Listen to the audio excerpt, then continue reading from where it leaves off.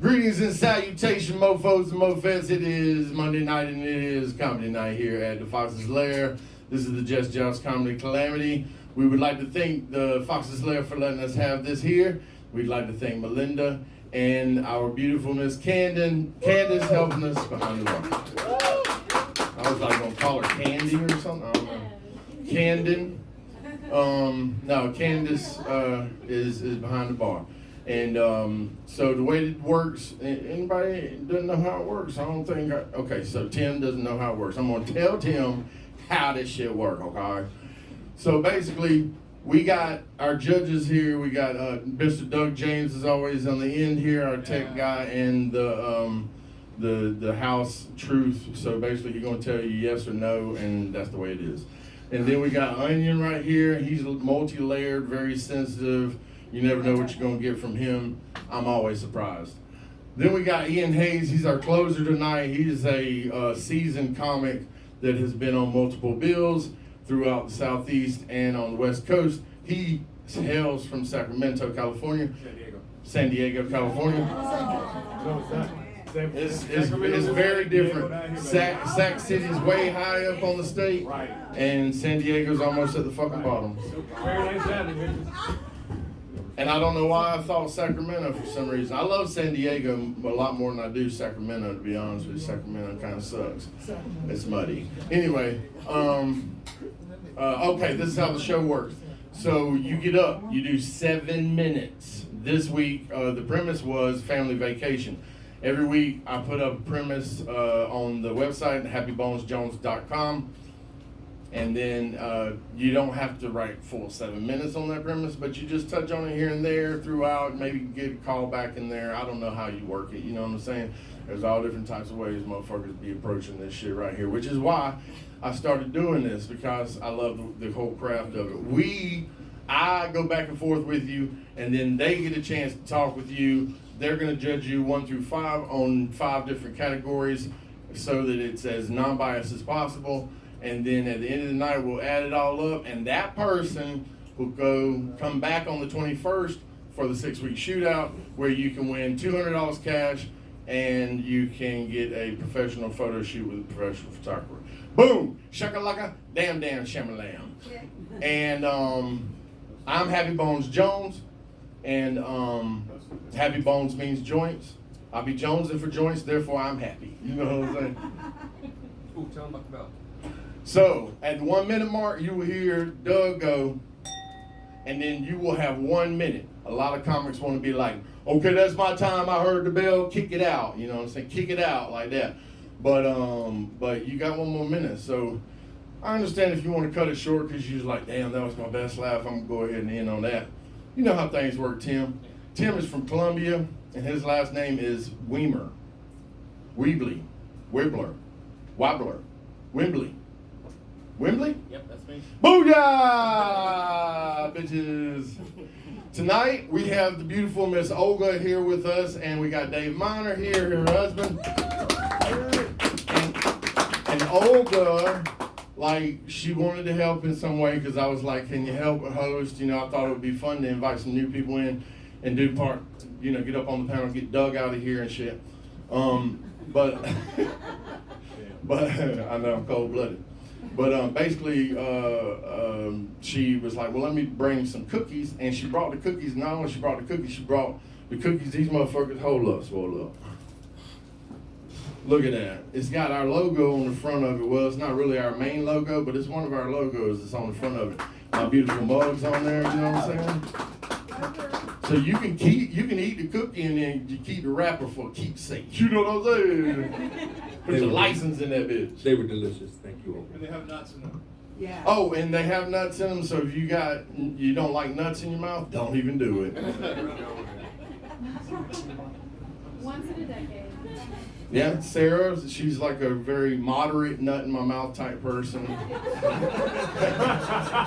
what I'm saying? Like 1 every 10 vaginas, I might have a nut in my mouth. I don't know. That's terrible. I put your body count at a ridiculous number with that. I'm sorry. And that's just rude. Talk about doxing. I don't know what I'm doing up here. Oh, yeah. So we got a lot of comics tonight and a nice intimate room. So I'm really excited about it. Most of them's comics, and usually comics are used to that. But hopefully the room will fill up in just a minute. I have a feeling. Hold on, I'm sending out the vibes. Y'all do it with me now. Y'all doing it? I can feel it. I can feel it. Y'all doing good. We're about to have a whole rush of crowd people coming down through here. You know what crowd people is? That's different from one person. That's a crowd people. You know, it's a whole crowd people. Yeah, sometimes they can be scary. Sometimes I clutch my purse real tight whenever I'm walking by crowd people. I don't know about them crowd people. Sometimes I lock my doors if I'm sitting in my car and there's crowd people walking by. I'm gonna lock my door just in case I'm attacked. You know what I'm saying? They can't get in easy. And to break some windows and shit. I'm gonna ride off by that time. You know what I'm saying? I ain't gonna sit there and let them get in my car. You know what I'm saying? I'm gonna drive off. Sorry, Raven, I had to leave you behind, babe. That's my bad. No, I've been thinking this week all kinds of stuff.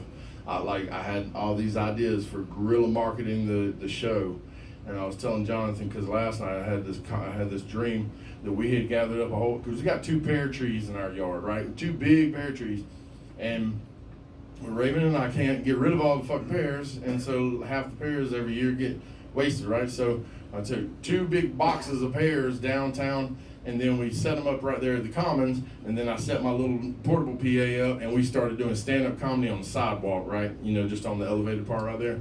And then we had a sign that said free pears. Get as many pears as you want. They're good for cooking pear pies. You know what I'm saying?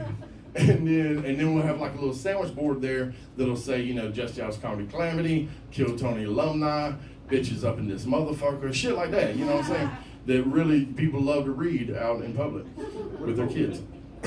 And so even like doing the complimenting and roasting people as they're walking by type shit, like it's good practice. Because Jonathan was like, yo, I want to get up as much as I possibly can. And I was like, word on God. You know what we could do? We can get up anywhere we fucking want to with this little PA right here. You know what I'm saying? It's got a 6-hour power battery on that bitch. And I don't know if I can talk. Well, yes, I can. I can talk for 6 hours.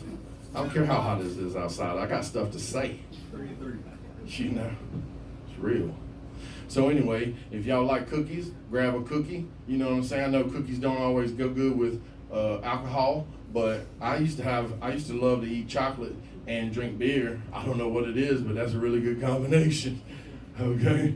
And it made you drink a lot of beer. I always was trying to when I was drinking, I was always trying to figure out how I could drink the most the fastest. Like, how can I get 12 of these cans of beers into my stomach without tasting them at all? You know, it's like, bam, bam, bam, bam, bam, bam, bam. And I did it too. You know how I did it?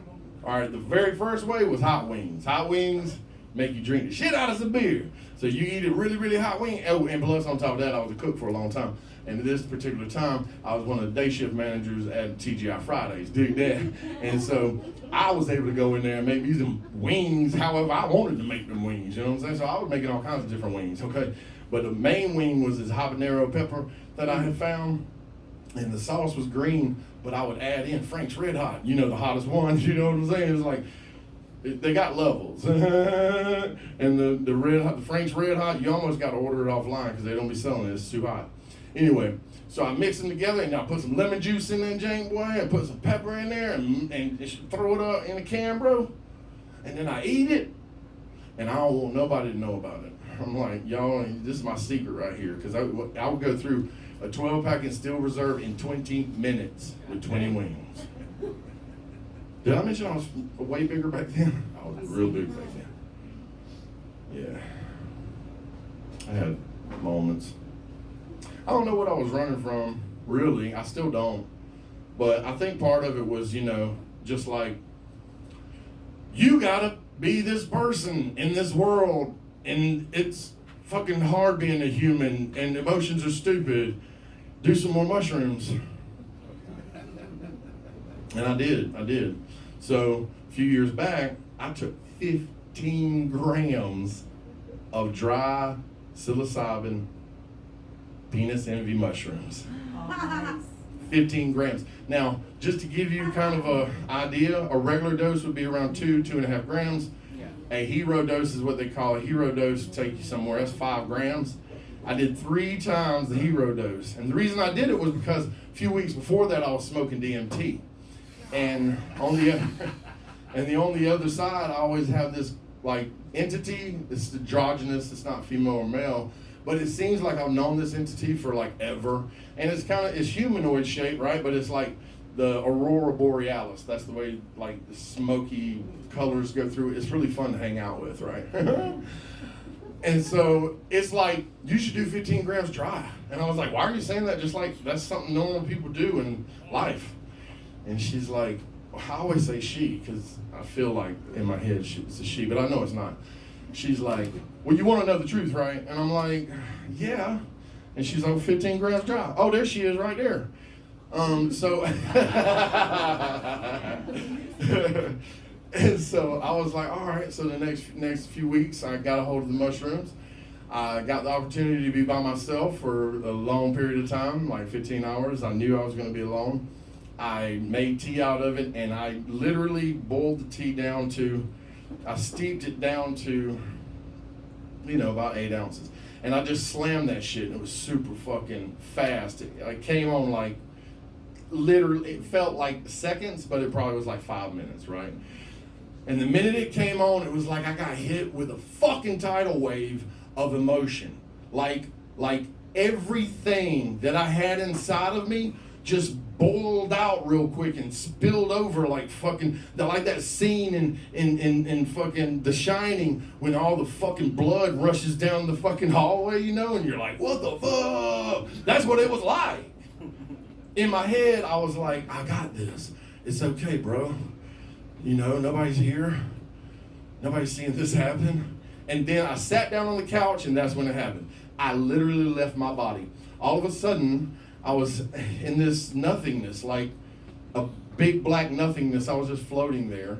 And then there was this little girl beside me that I didn't see there at first, but I all of a sudden noticed. And it was me as a little 8-year-old girl made out of silver in a little silver dress and shit. And she was like, here. She was like, take my hand. And I was like, okay. And I took her hand, and she was like, don't be scared. We do this all the time. And I was like, what, little female me? And she said, jump. And we jumped off this cliff and just started falling. And it was like a speed I couldn't imagine really going in real life.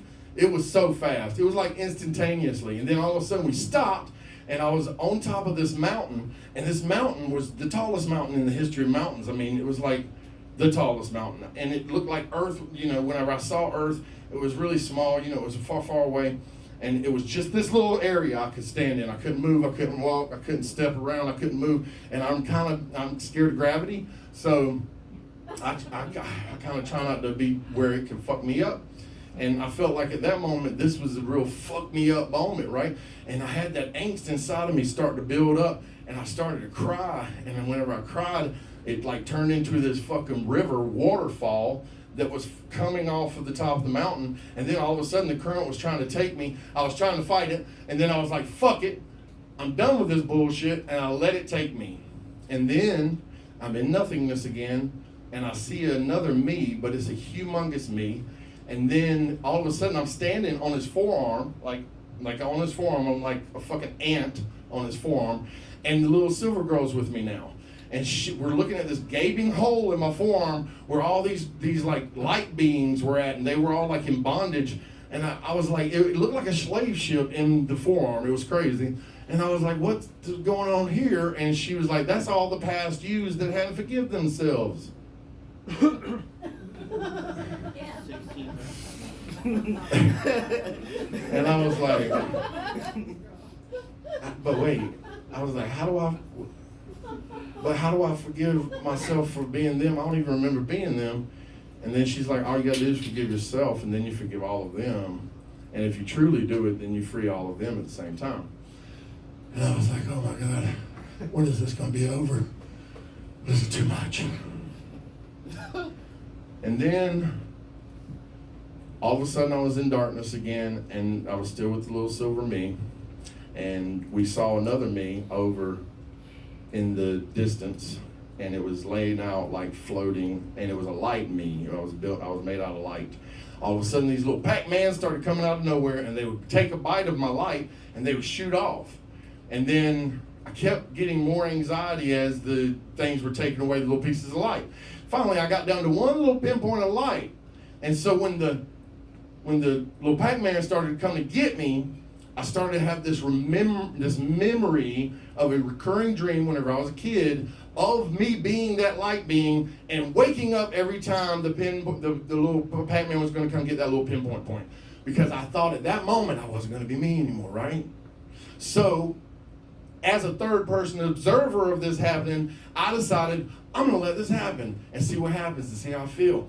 The little Pac-Man takes my last little pinpoint of light, and all of a sudden, this data rushed in my fucking head like I was having a Matrix download or some shit, where it said, dude, you were that light, and in order for you to expand to God tone, you must sacrifice every piece of your light at that level, and then when other yous scattered all throughout dimensions die, they reunite with that fucking light. And when the light being is whole again, you can do it all over again. Good luck. And I was like, I swear to God, John, that was a really good show. I've never had this shit on.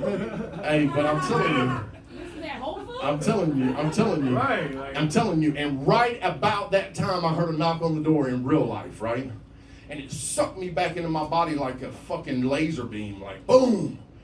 And then I was like, fuck, is that the door? I don't want to answer the door right now. Please don't let me at the door. And then I heard it knock again. I was like, fuck! But I didn't say that out loud. I said it inside my head. And then I stood up. I was like, okay, I got to answer this door. Oh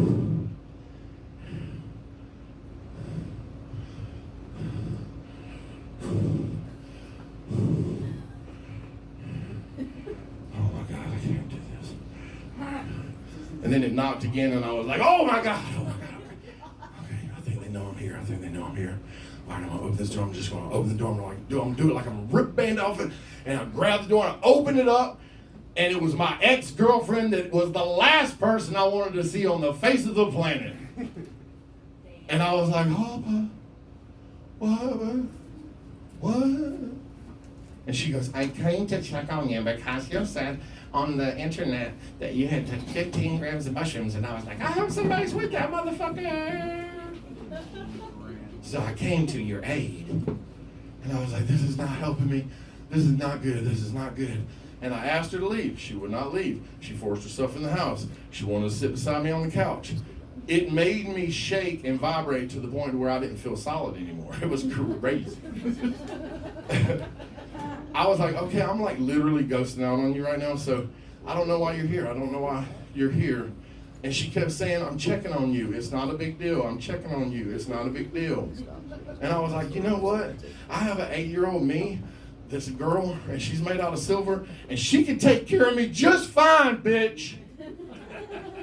And she's like, oh no, you did not call me. I'm not nobody's bitch, okay? I'm getting up, I'm leaving. You know what? It's probably best if I leave. I was like, I don't know why you have to do that, but go ahead, yeah, that's okay with me. And then she's like, you know what? You need me. She sat back down. And for another like 4 or 5 hours, I started just having this channeling thing going on where I was looking at this mouse up on the mantelpiece, like a ceramic mouse, and then there was a unicorn that had like glitter on it, and it was like doing this thing beside the mouse on the mantelpiece, and every time I made a good point, the little mouse would wink at me, and his eye would be like, ding, you know? And every time that I was going off the path, the fucking unicorn would start, and smoke would come out of his fucking nose. And I was like, you're very lucky right now, okay, ex-girlfriend, because you are privy to how the fucking universe works right now. Yeah, that shit was real. I haven't told that story in a while, and every time I tell that story, I get the feelings again. But what's wild about it is, ever since then, I feel kind of like Captain or Dr. Spock. Well, I don't know what he is. Fucking dude, the dude from Star Trek, right? He's a Vulcan, right? And he doesn't feel emotion like other humans do, right? Literally, something reset in my fucking head. I have not been depressed since this event. And I have this clarity of my emotions where I can literally control them to a point where it's almost like a switch. I can turn them on and turn them off. And I can be completely, disassociated from everything if I wanted to be, right? But when you have that power, and you choose to feel the fucking emotion of being a human, you think to yourself sometimes, fuck man, I ain't coming back and doing this again. This is bullshit. But I don't know if y'all feel that way, That was a long way of saying, have you ever felt like, you ever asked yourself the question, this is the question I've asked myself my whole life. Since I can remember asking a question, in my head I remember saying, what the fuck? Where was I just now? Where was I before I got here? Like I was somewhere else just a second ago, and now I'm here. And it's fucking weird. And I ask people all the time, do y'all ever have that question? Do y'all ever think that way? And maybe 1 out of 10 will say yes. And I'm like, how is that even possible? And then Doug says, you're fucking weird. And I drop it all. And I stop channeling and freaking people out around me. So we got a lot of comics tonight. We're going to get into it.